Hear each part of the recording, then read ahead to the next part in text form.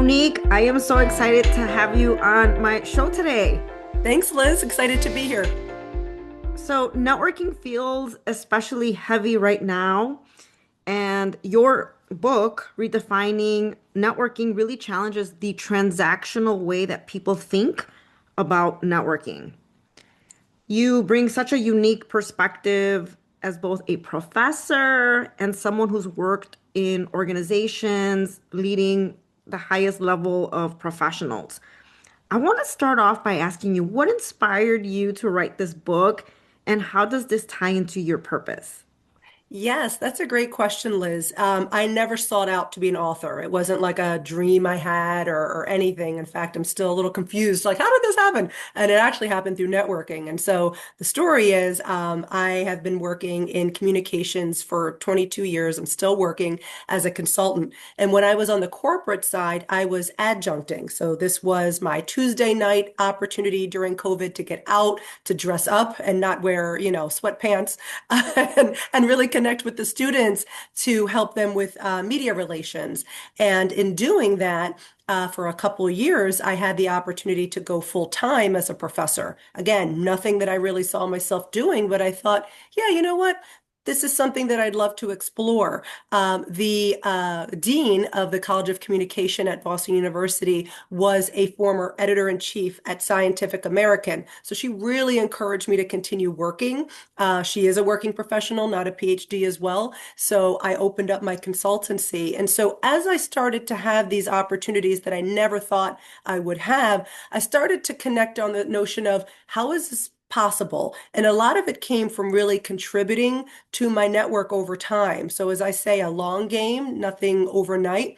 I had a friend of mine in the PR industry who was a author of his book, Invention in PR, and he asked me to endorse it. And I said, well, I feel like, Adam, there's something here with regards to networking and earning your keep with people to really open up doors if and when you need them.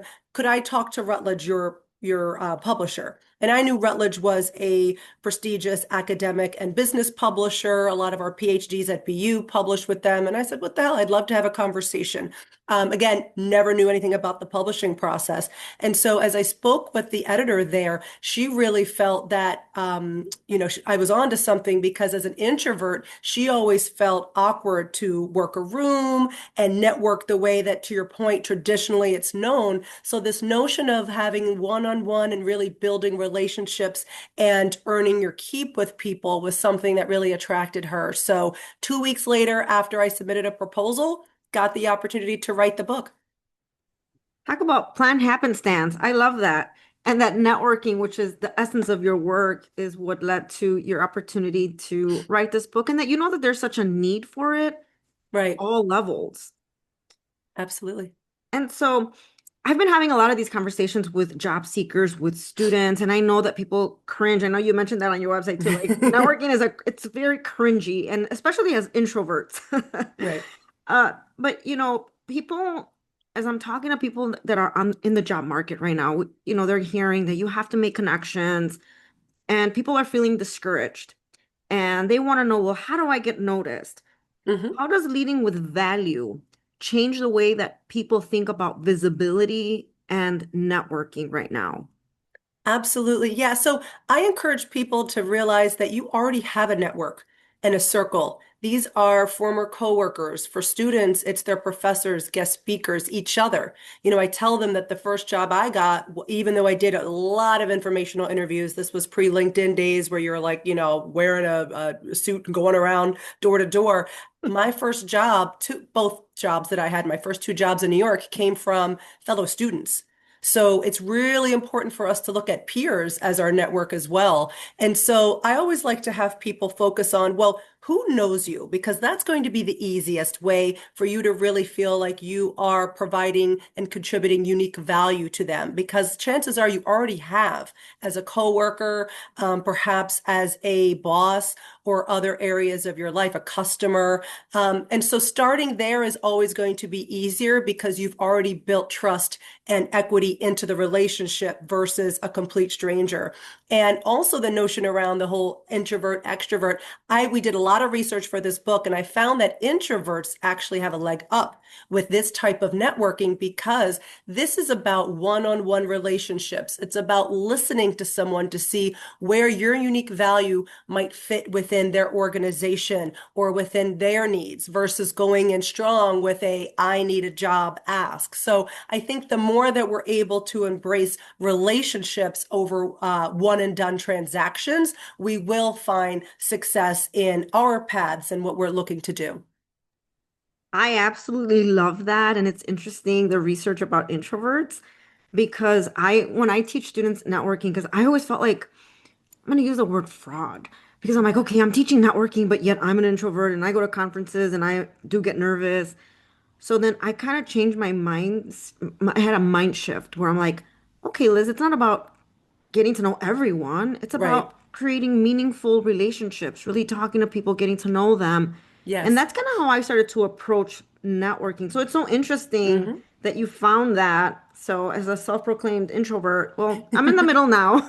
Yes. And it's funny because I actually went the other way. So I was a raging extrovert, Gemini all the way. And then I think post-COVID, it really helped me to kind of be a little bit more intentional. So I actually don't go to a lot of those large networking events anymore. My name tag is always spelled wrong, Monic, Monic. Half the time people are like, hey, Kelly, or hey, Monica. So I've just decided, you know what? That's awkward to me. It's not cringe to have a one-on-one relationship and conversation with somebody or keep up with former coworkers. I'm in Boston now, but I used to live and work in New York, and I have a lot of coworkers when they're coming through for those big conferences say, hey, let's go get coffee or let's just catch up, let's have dinner. I love those meetings because those are great ways to keep up with people, and again, not really go in with an ask.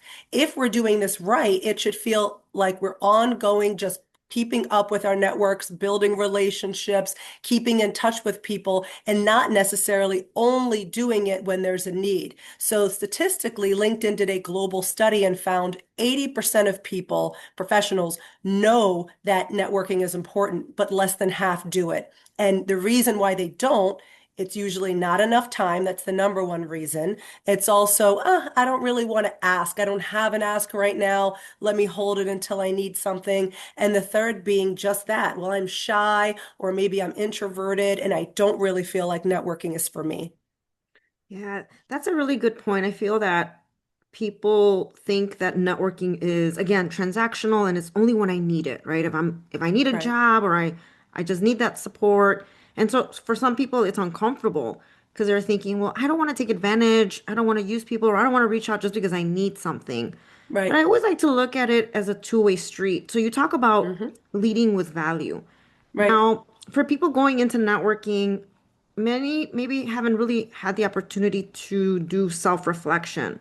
right. How do you help people get clear on who they are and the value they actually bring? Yeah, I do a lot of workshops, everyone from the global corporate strategy group within Johnson and Johnson to membership programs like Chief and Blend.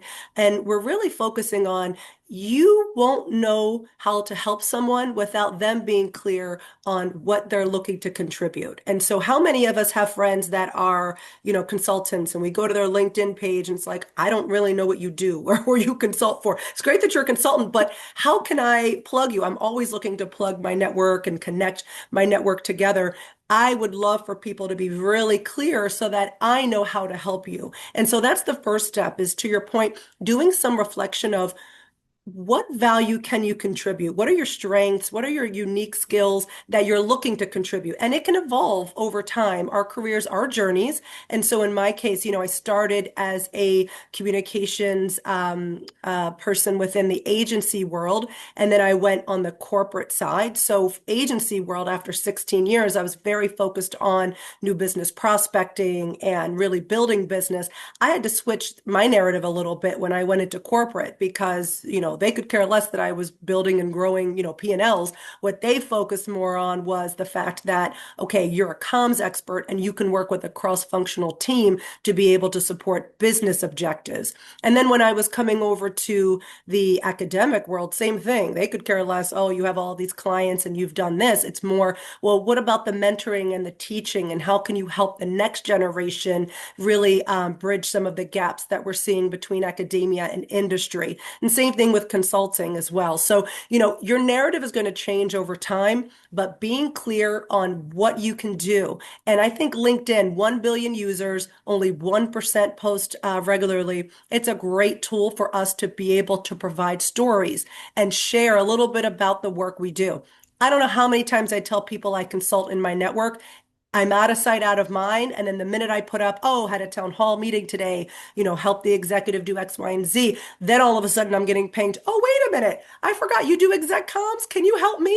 And it's literally that easy. So most of the clients I have for 3.5 years have been wait, oh yeah, we need help. Somebody's going on mat leave. Do you have time, in the next couple months to help us? So again, when we're clear on that value that we bring to the table and help people to help us, that's really going to be helpful. So the three-step process.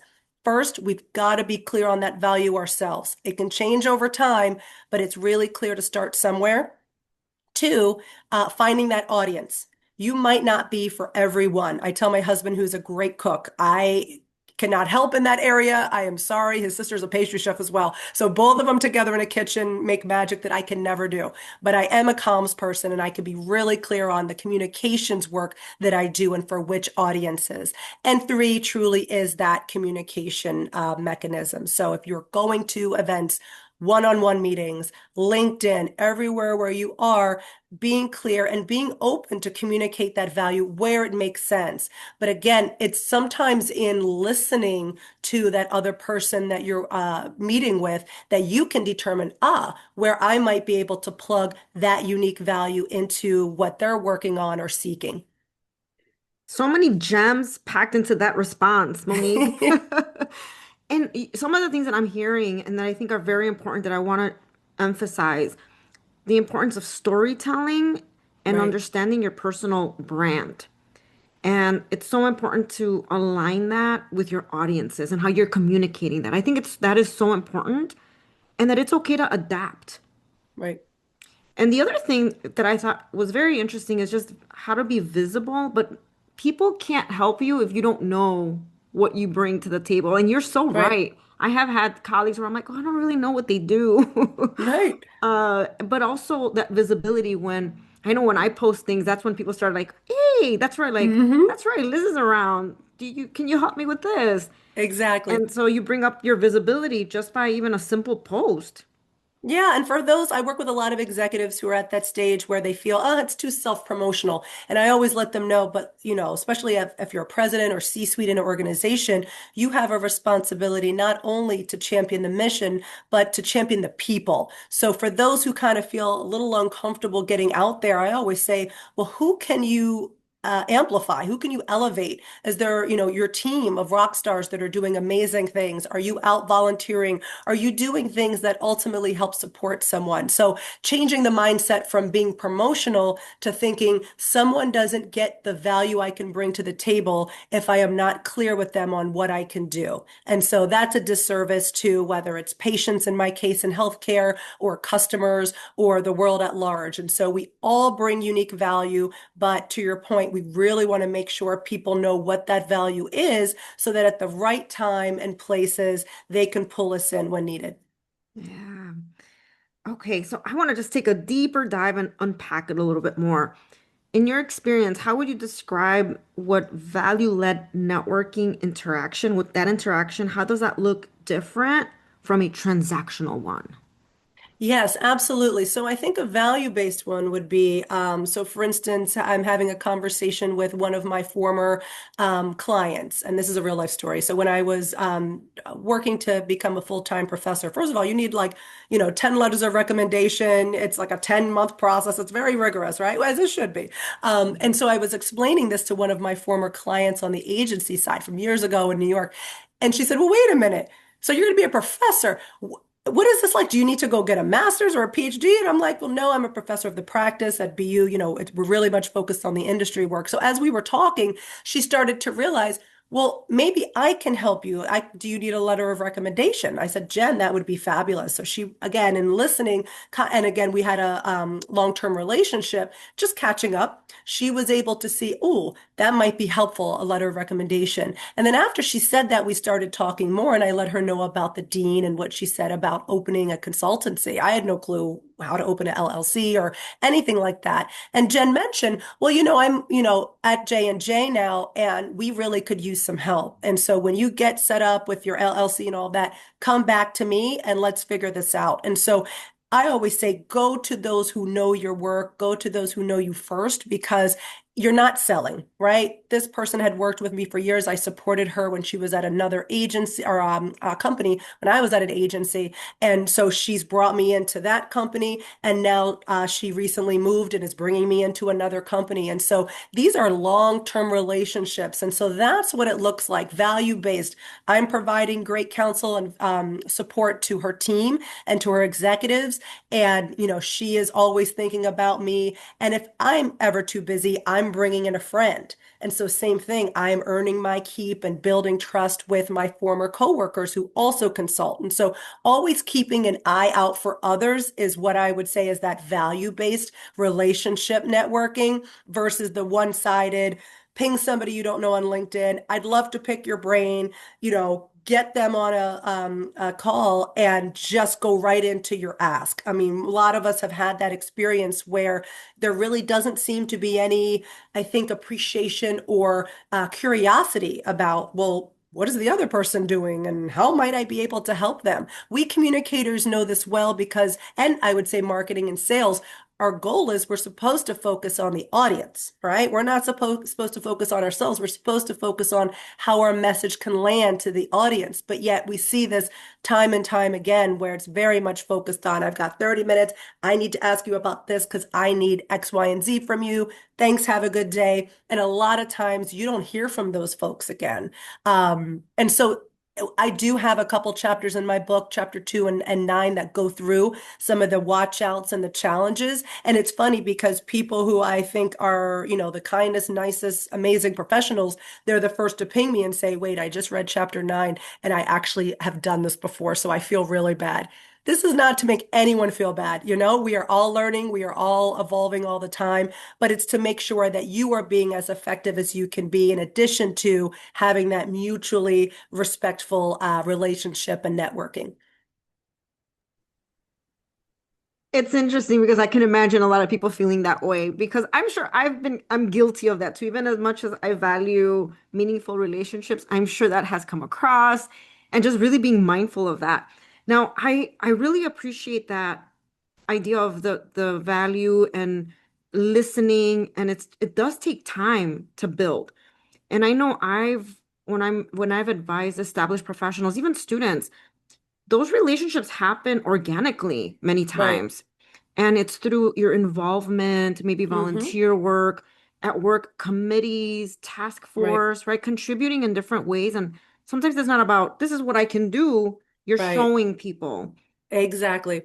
And so building that over time, I feel is extremely important. And I'm just, as you're talking, I'm reflecting. I'm like, yes, that's actually how I got that job was Mm-hmm. a conversation with a peer. Right. And so, especially in this day and age with AI and things being, automated, really bringing the connection and that human connection is going to be extremely important. We don't want the salesy stuff, Right. the Yeah. Yeah. transactional things. Yeah. And we're seeing a real shift, I would say, even like at the end of last year, early this year, to people just saying, we are done with the virtual coffees. Let's just, if we can, catch a few minutes, or can we just talk on the phone and ditch the screen? I think there is a lot of fatigue in that and people just wanting to have human connection again. I mean, I work with students who have never had a live interview or conversation with their boss or hiring managers. And so, they don't know about a handshake, let alone just being able to sit next to somebody that they work with, or a water cooler conversation that a lot of us have had. And so, yeah, these are built over time. And to your point, organically for students, many times guest speakers will come in. And I will encourage students to write a 2 paragraph summary, not for me in a homework to check a box, but for them, so that they remember what were some of the takeaways and insights that you can start a conversation, a follow-up with them on, to thank them for coming in and to say, you know what, I really appreciated when you said X, Y, and Z, right? Because everyone doesn't want to feel generic. I don't know why I always talk about dating, because my husband and I met in 1999, so I literally haven't been on a date in like 27 years. But and he's probably watching, so he wants to double check that. But I always say it's like dating. You don't go on a date and you're just like, "Hi, how are you?" So I have a timeline. I'm going to need to be married in a year and a child 2 years after that. Let's go, right?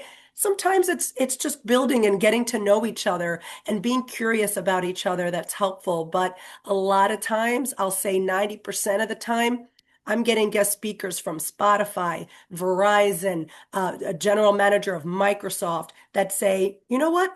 The students didn't follow up with me. Like, did I do a good job? Was this helpful? I mean, do you have any tips? And so, even if we're encouraging our students to do it, I think sometimes there's this notion of going back to the transaction. Oh, I don't need a job right now. I'm a junior or I'm a sophomore, so I don't really need to worry about the follow-ups until I graduate. But at that point, it might be 2, 3 years from the time that they came in to guest speak. So really trying to have a strategy for with professors, with guest speakers, with each other in the class. How do you make sure that you're building and fostering those relationships is going to help you if and when you need them? Oh my gosh, you're speaking my language. And I know that we both wear multiple hats, and you're also in higher education, and we teach students career readiness. And I have to Right, share, I feel that that is a lost art, just like you said, the water cooler conversations. And I right. understand many of the students that we're working with were, during COVID behind, the screen. And so I teach a career course and I give students prompts. They have to talk to each other, right? They're in pods. Hmm. And I've noticed that once we're done with the prompt, then they're all quiet and they get on their phones or they're on their laptops. And I'm like, no, no, no. If you're done with the prompts, talk about anything you want. It doesn't have to be Right. academic or work related or whatever the case. Ask the Hmm. person, what did you do over the weekend? Like just have a normal conversation. Like it's okay. That's part of building your social skills. Right. So I think that's really interesting because I do see that there's a lack of that. Yeah, and I think again, it's this ugly word. It's the networking. It's just not a good word. So it's like, let's ditch it. Let's say we're earning our keep, we're contributing value, we're being curious, we're building relationships, all of the things that I think most people would say is much more positive than like one-sided network and ask people for favors and, that make us feel awkward and uncomfortable. Let's not do anything that's awkward and uncomfortable if it's not going to actually be helpful for that other person in addition to ourselves. Yeah. And the people that you meet, it's just incredible when you allow yourself to open up and step out of your comfort zone and start to really connect. It's so rewarding. Absolutely. Yeah. I mean, I love just getting to know people. That is my thing.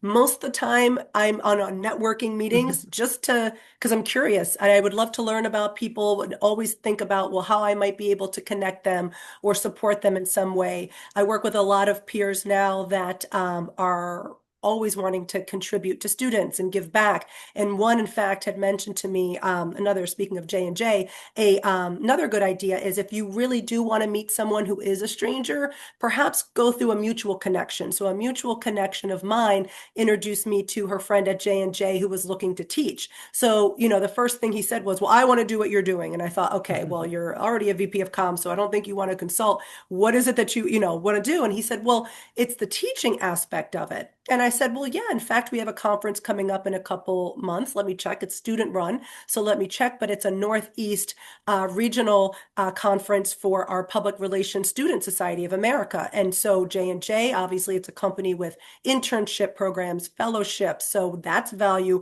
you can provide to the students. But a lot of times, students also don't really know about what J&J or healthcare companies do. And so it'd be great to talk about some of that work that you do, and in exchange for, making sure that the students are aware of these great programs. And so he had that opportunity. Students loved it so much that they made him a keynote speaker. So he was thrilled.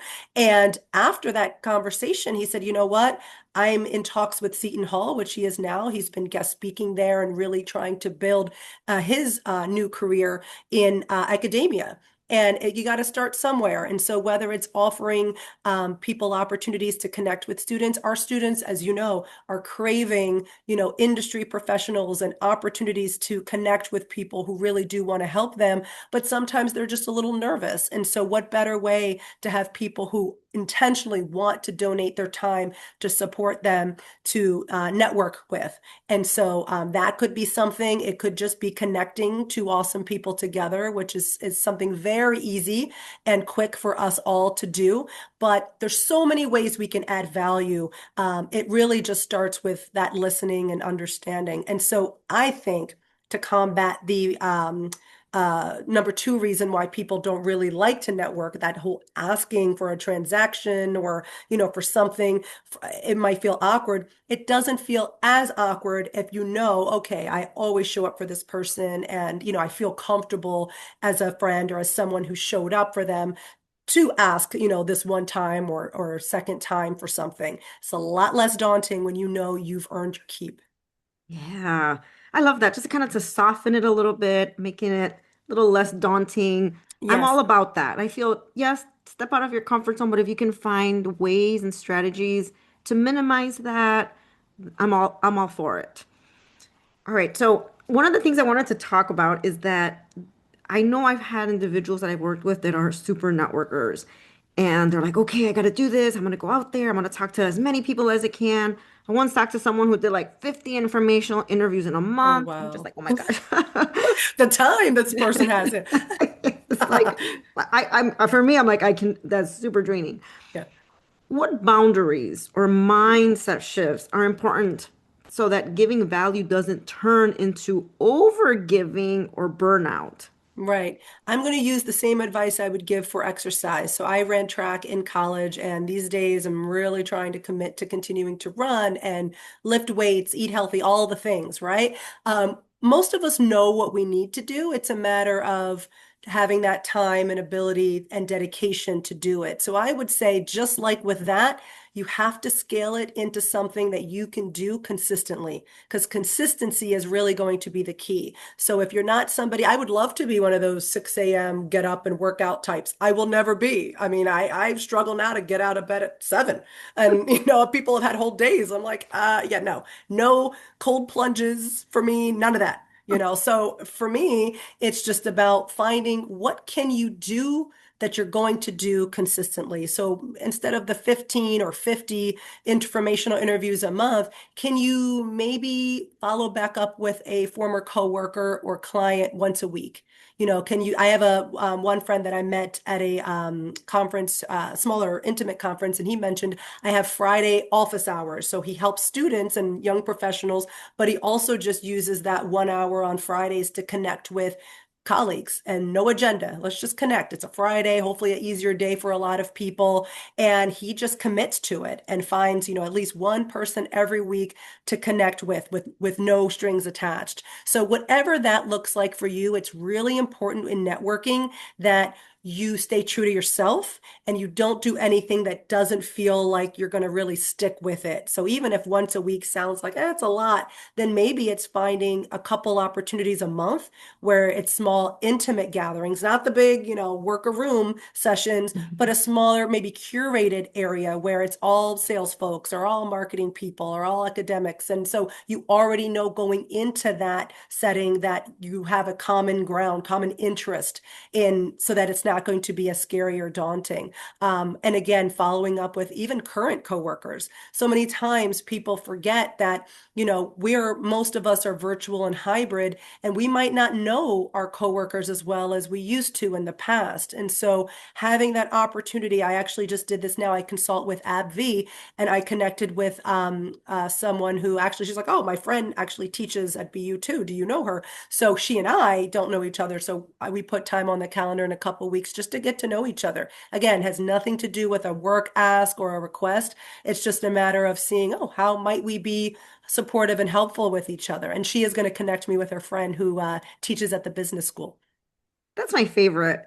When you're able to, again, they're meaningful, they're genuine, authentic, being true to yourself, as you mentioned, that's Right, extremely important.